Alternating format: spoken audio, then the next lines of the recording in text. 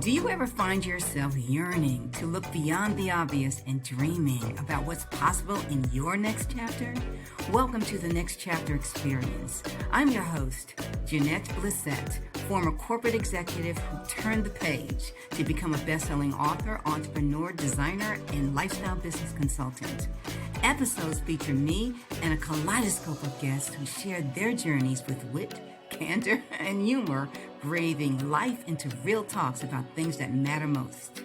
I believe we all have a fire burning within us, waiting to be unleashed and shared with the world. It may just be a matter of time. So let's get together, turn the page, and get this adventure started.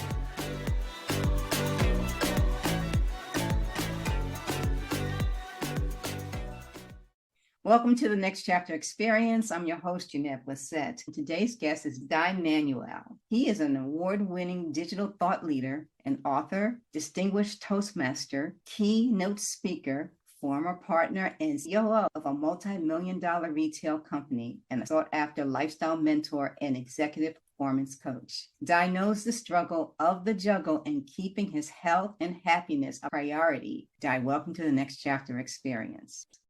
When change happens, it happens, right? When we make up our mind to do something differently, like we just got to start taking action and do the different things. And if you do it enough and frequent enough, that new thing is going to become the thing. And then it eventually gets to a place you just don't think about it anymore. It's just who you are. And I always believed that because I had experienced big changes in my life. Like when I got healthy at 15, right? It took me 2 years to gain what I believed was a healthy lifestyle, but it was 2 years of work and it set up the rest of my life. So health has been a big pillar in my life because of those changes when I was a teenager. So I already had some internal belief that I could make the change, but I said this one was a lot bigger because it was an internal change, not an external change. Because that was one thing I did really well as a teen was I just focused on the exterior. One of the motivations was I just wanted a girlfriend. So I was like, if I could change how I look, maybe a girl will want me. Obviously, I've unpacked all that. I just wanted someone to love me, to want me, to see value in me. And that was perpetuated into my 20s and my early 30s. And all that started to get unpacked by using cognitive behavioral therapy as well as logotherapy, really becoming conscious of what are my behaviors, what are my habits, my patterns, what are some of the triggers. If you think about when do we do a habit, right? It's, oh, I feel hungry in my stomach. There's some hunger pains. Oh, that's a trigger. I should probably eat something. We eat something. Oh, and now there's a result. I feel full. Okay, good. So you can see how that loop works. It works like that in lots of different ways in our lives. And when you start looking at the things that we do consistently and regularly and frequently, there's usually a trigger that puts in motion, right? And then we get a result or a feeling after doing it. When you become hyper aware of some of the aspects of that in your life, you can start to put a plan in place to basically reprogram yourself. Now, the neat thing about logotherapy is though, and for anybody that really wants to dive into sort of the origin story of logotherapy, Dr. Viktor Frankl, his initial work is what basically founded this whole idea of logotherapy, which is all about aligning purpose and meaning in our lives. Because once we get really clear on that and we build an identity around that, it's amazing how much more passion and excitement and energy we have to move forward in our life. And I needed to get some clarity on that. Because you inform everything by what you think about. Correct. It informs everything. Every decision you make, if you think, I'm just going to accept myself the way I am, I like to eat, so I'm just going to eat. Guess what you're going to be doing? You're going to be eating. That's right. Exactly. No, totally. Like it's wild when we give into some of those. The easiest way to describe it, it's like that itch, right? There's an itch there and you just reach and you itch it right away. And so it's like instant gratification, right? Instant solution. And I think we live in a culture that quite frankly perpetuates this constant idea that if I want something, I want to change, it should be able to happen quickly. If you think about the habits that have led us down certain paths, it wasn't like we did something once. It's not like I went to the gym one time and all of a sudden I was like, whoa, I'm fit and healthy now. It's like, you know what? I skipped McDonald's one night. Now I'm healthy. Whoa, I had a salad tonight. I wish it was that easy. That'd be great, but it's not. It takes consistent effort and work and commitment. And full disclosure, I did try 12-step programs and I went for a few meetings and I read the literature. I got some books, but I really couldn't reconcile personally this idea that I had to own a label, like this is going to be a part of my identity forever, that I'm an alcoholic, that I am powerless. Let me think of how they explained it, this person. There's no such thing as a recovering alcoholic. You were just an alcoholic. That's correct. How it was explained to me. You're right. And in recovery, and I'm always in recovery. And it's, are you ever not? Well, no. once an alcoholic, always an alcoholic. And I was like, no, I was fully aware of every decision to drink. I was aware when I would turn my phone off so I could tell my wife when I get home early in the morning, you know what, sorry, my phone died. I didn't know. I lost track of time. I was aware of what I was doing. There was nobody holding a gun, nor did the bottle there sitting on the table that the server brings around holding a gun to me saying, hey, drink this. I chose to do it. I was the one buying the rounds. Get real with your role in your own life. Like, it's just be completely accountable to your own choices and actions is the one thing I have to encourage people. If you want to move into a path of change, you have to fully own where you're at and what brought you there. I believe that 100%. In fact, I was on one of these weekend seminars recently, and there were several participants. There was one woman who was not really ranting and raving, but she was validating the reason why she felt the way she did based on some things that had happened in her past. At some point in your life, you have to take personal responsibility. Yes. And you have to own it. You have to. Like it's, and I hate using the word have to. I like to say you get to, but as my wife's always very quick to correct on the side. She's just, that's her nature. Like, we don't even use the 4-letter C word in our house. Can't. No, we don't say that because we choose not to, but it's not about, we can't do anything. We choose not to do some things. And so these little subtleties, that's what I live with. And I'm grateful for it. It's interesting though, but I'm not here to vilify or to say it's not a program that works. It does. But is it for everybody? I don't necessarily believe that. I think it's a very personal journey, and change, whatever way it happens, it's usually a good way, as long as we're very aware of what we're choosing to do. That's very, very generous and astute way of looking at it, and very compassionate way of looking at it as well. So if it wasn't this 12-step program, Dai, then what was it?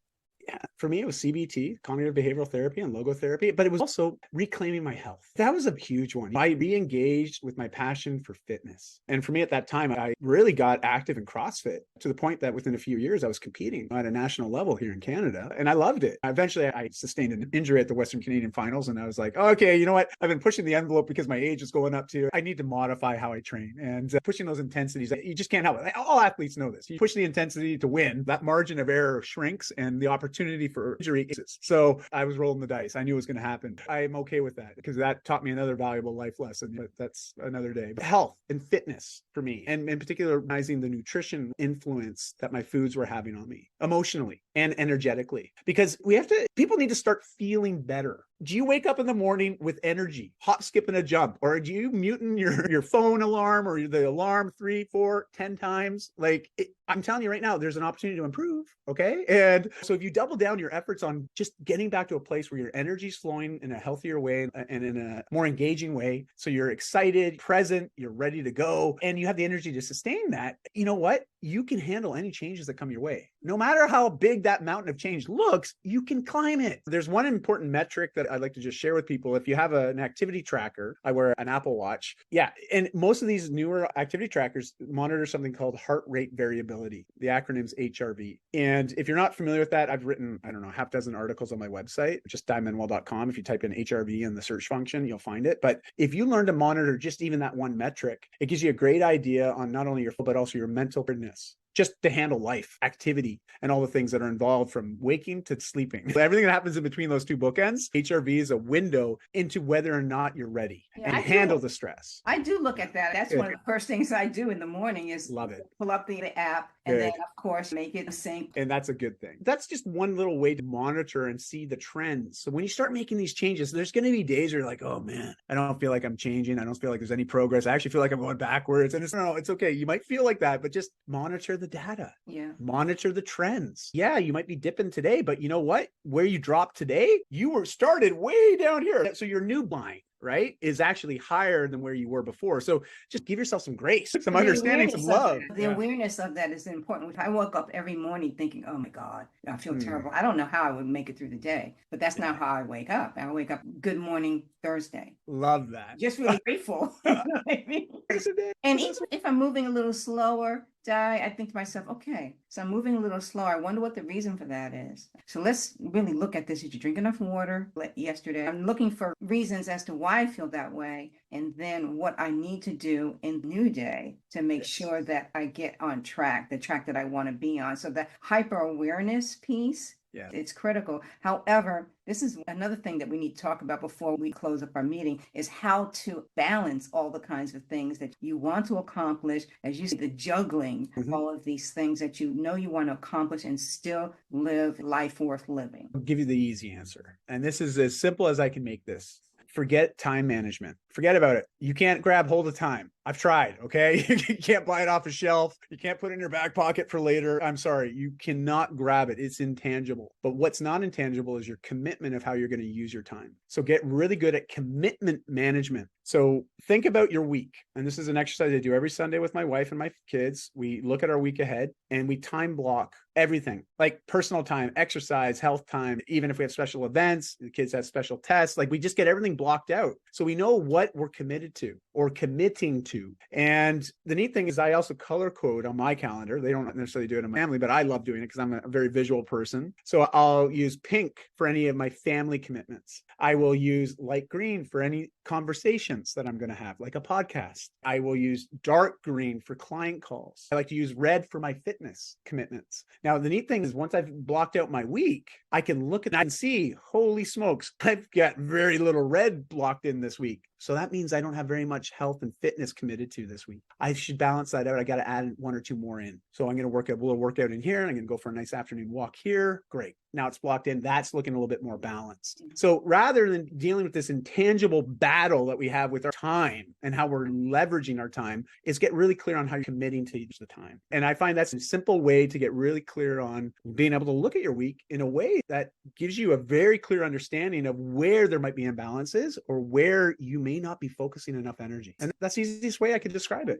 because you're taking inventory, you're taking control of your time. It's the easiest way to take something that's subjective and make it very objective. I think that is the piece that helps the awareness, because you can't argue it now. You can't say, oh, I forgot. I lost track of time. Like, how many times do we hear that? Oh, I missed it. I'm so sorry. No, I even use the little reminders. It syncs with my phone. My phone pops up. It gives me like three reminders before an appointment. It's 1 hour, 15 minutes, 5 minutes. Like, I've set it up. Like, we can leverage technology to support us in these commitments that we're making. But whatever system we use, just make it something that you can use consistently. Those who may be struggling with the juggling of family, career, other responsibilities and things of that nature, the intentionality behind planning it is really where it begins. And say, for instance, you don't go for that walk and you look at your calendar and say, yeah, I didn't go for that walk. Have a plan of action. What I like to invite people, just to piggyback what you just said, because I think it's so poignant, is this idea, if you start seeing a lot of these missed commitments and you find yourself saying tomorrow, realize pretty soon you're just going to have a pocket full of yesterdays and a lot of probably some negative emotions attached to this feeling of I'm either lying to myself or I'm failing. It's a real sure way to make yourself very discouraged and ultimately maybe quit before you've really gotten going. So my biggest thing I encourage people is just give yourself a lot of grace, a lot of understanding. Don't be hard on yourself. And if you miss it today, that's okay. But make a promise to yourself that you won't miss it again and then follow through. And that's all you can do is just follow through. There's nobody else that's going to judge you for it. Nobody. Because really nobody cares. And I don't mean to be negative or cynical, but at the end of the day, it's on you. If I could find a career where people say, Dai, we're going to pay you to just do self-care every day, I'd be like, okay, sign me up. I'm in. But I haven't found a position that's willing to pay me to look after myself. So I have to take that on myself. And everybody else does. And so have fun with it. Gosh, we got one go at this. Maybe we got more. I don't know yet. I'll let you know later. But I'm just being that we got one go. Make the most of it. Have some fun. That's injected through a lot of your conversations, having fun.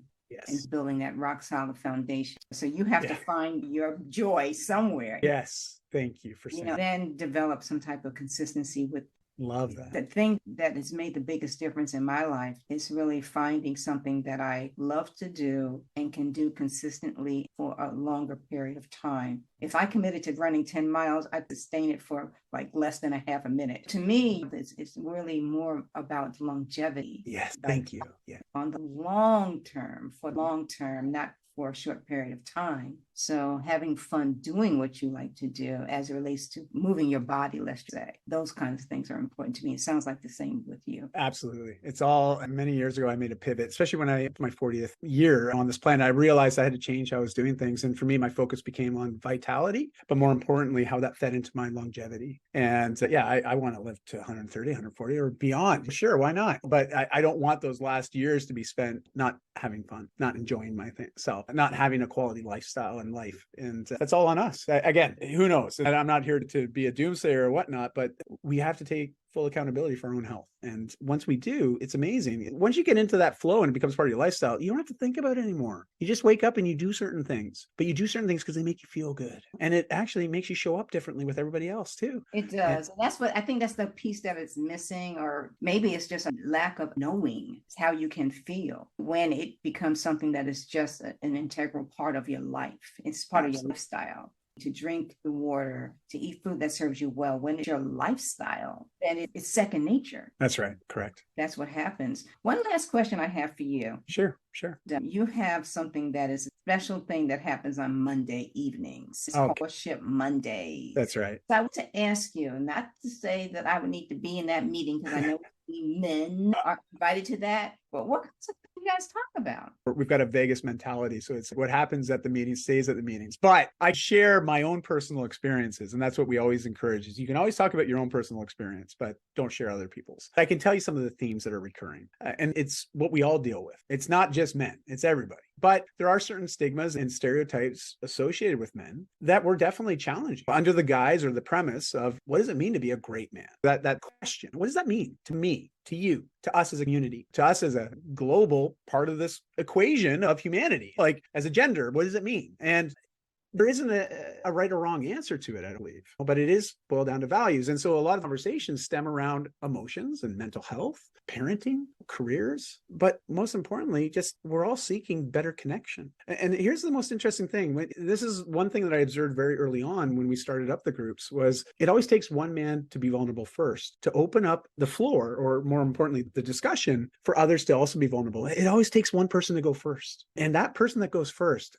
man, it's always exciting because you know that they're at a much different place now where they are experiencing this confidence to be able to express themselves a little bit more openly, but there's also trust in that space that we're holding that they can share something that maybe they've never shared before with anybody. And when we make that available and we share that openly, and all of a sudden we see a handful of other guys put up their hands to signal, I get you, me too. Holy smokes. All of a sudden you realize this challenge or this problem, this thing that I've been keeping inside, feeling guilty or shameful or resenting of my life, no one will understand me. I don't tell anybody this because they're going to judge me. They'll hold it against me. No one gets it. No one will understand my problems. And then you open up about it. And all of a sudden you've got a bunch of other people saying, gosh, I have had the same struggle. Or you know what? I had that same struggle about 5 years ago. Here's what I experienced. And this is what I did. And this was helpful. Very cool. But it's amazing because we realize we're not alone in our suffering. And I think that's the misnomer. We all believe that our problems, no one will get us. I used to believe that. Okay. That's exactly what I believe. So I wouldn't tell anybody. And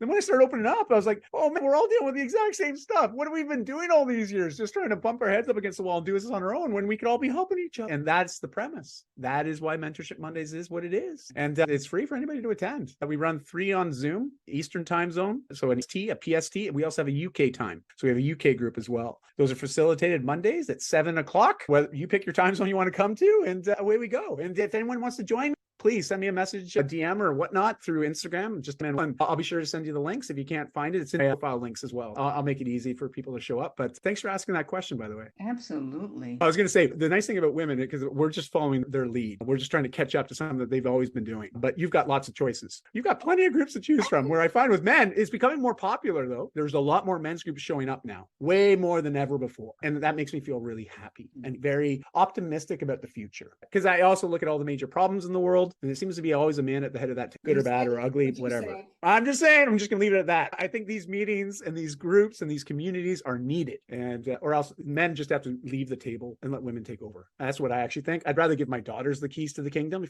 because I think they will do a much better job than everybody else. Even if they don't know what to do, they'll still do a better job because their hearts are in it. You know what I mean? And they're not motivated by money, power, or whatnot. Another conversation. Sorry, I didn't mean to bring politics in there. I hate talking politics. My apologies. It's all good. You can't get away from it. It just is what it is. It really is. But again, I enjoyed this time with you, Dai. It's been a pleasure getting to know you. Thank you so much. Thank you. I will make sure that all of your connect with information is in the show notes. Is there anything that you want to share before we close out our talk? You know what? Just that this has been wonderful, but more importantly, just acknowledge you, Jeanette. Like you creating the space for these types of conversations to happen and for all of us on the outside to be little flies on the wall, to be participants, observant, as well as hearing, not just listening, but hearing these messages. I just want to say thank you. What your you're putting out in the world is much needed. And there's this scale, right? When we look at media, and unfortunately the negativity has been far outweighing the positive. So we need more people like you to change the scale. And I just want to say thank you because you're leading by a great example. I appreciate that. And so are you. I appreciate your time and everything that you're doing right now, because that energy, as I said, when we first opened up, is just coming right through this screen. Thank you. It's easy to reciprocate what I'm getting because I just give it back. Thank you.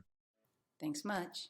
If you've enjoyed part 1 of this episode, check Dai out at DaiManuel.com. That's DaiManuel.com.